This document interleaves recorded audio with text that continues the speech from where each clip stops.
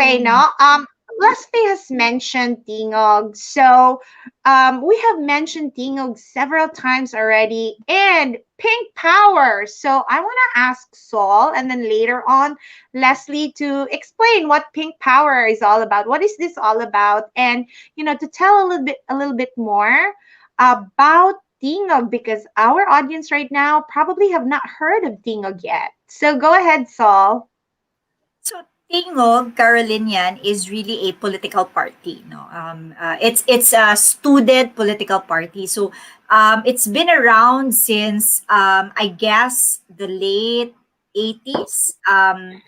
And I'm not so sure now anymore, no, the history, but it's Tingog. been it's really been focused on a lot of these programs within USC that really put the students first. And I guess for many years now, the banner motto, no, slogan of Tingog has always been students first, because we look at the welfare of the students, what are their pain points, what are the areas that affect them the most as the first priority of our agenda. And then, of course, we go outward, no, towards all of these other challenges, yeah, that the students are facing, external to their being students, no. So with that, the color of Tingog has always been pink, no. And pink is somehow a color of hope. We always remember with the cancer advocacies, they always use pink, especially for breast cancer. Also, pink really talks about passion. So this pink power is using your passion to bring hope, and through your what do you call this, involvement, no, whether these are in school or this is for the community. So that's really where a lot of this pink power, no, started. And we also even say pink and proud, no, because when you're affiliated with a group of people who's really supportive of your dreams, your aspirations, no, especially within the school community, we always say we are pink and proud, and that keeps our intentions in check, that keeps our motivations in check as we lead. But I guess to relate it also to Women's Month, pink has always been associated with women, right? So I guess that's how the movement got amplified as well. When we always use the hashtag Pink Power. I looked at Instagram, Facebook, Twitter, and I was observing, what the Pink Power was about. But it's generally that, no, hope, being passionate and involved, no, and third is mostly for also women to be involved, no. So yeah, this is our Facebook page, the Tingog Carolinian Party, and we are very excited because it's the elections, no, the campaign period is about to start, and we are we have now, I just learned that they already filed their certificates of candidacy. So all of the candidates are in. We have a very strong slate coming up, no, for the elections. Les, what's your experience of Pink Power as well? Maybe you can share about Yeah, that. yeah. Excited kay Kusol because I remembered when we were being trained by the political party ba, it wasn't just a political party to me. It was more of like a family. Because in school, di ba, you get your ates and kuyas to be there to help guide you. And for somebody na not so exposed sa University of San Carlos, they were my ates and kuyas, my go-to person. And more importantly, they allowed also that dili lang leadership, it was also life skills, teaching you how to write good letters. That will be very helpful when it comes to working already. Networking, contacts, as well as public speaking. And I remembered in one of the webinars that I had, I think on tourism, Sol messaged me and said, feeling niya na ako sa campaign rally because of my intonation, the way I deliver, my hand gestures. And I think that was very helpful. And I take pride in that because I remembered for a Chinese family, usually, di ba, you are not Mhm. so involved with school politics. What you are asked to do is study well, get good grades, go back and help the family business. But all my brothers and sisters were allowed to join the Tingo Carolinian party. So they always joke now we're one of the Cordero dynasties in USC because my sister Funny. ran It's so true. counselor, and then vice president, and I think balik og counselor. And then another sister also, counselor, vice president, and then went to serve also as Oh president. my And then my goodness. brother, who's also doing architecture sa Talamban campus, also went through the process. He's now the one working in Singapore. And then Okay. sometimes he shares ba, he says na, Chi, thankful kay ko sa Tingog because I need to write a good email, I need to write a good letter. And Tingog taught him in one of those projects that he needs to organize. So even if you didn't like it at the time because you were too busy, it was interfering with your love life or your lakwacha, at the end of the day, it helps a lot in terms of molding you and preparing you for work in the corporate life or in the academe later on when you guys decide to do that. So it was very helpful, and I was very proud to wear that pink tie-dye shirt and then do this sign. But more than that, I am grateful for the people who came before me because Mhm. they trained me well and they've kept me grounded and humble. And they're also my conscience check, right? Wherever I am, you always go back.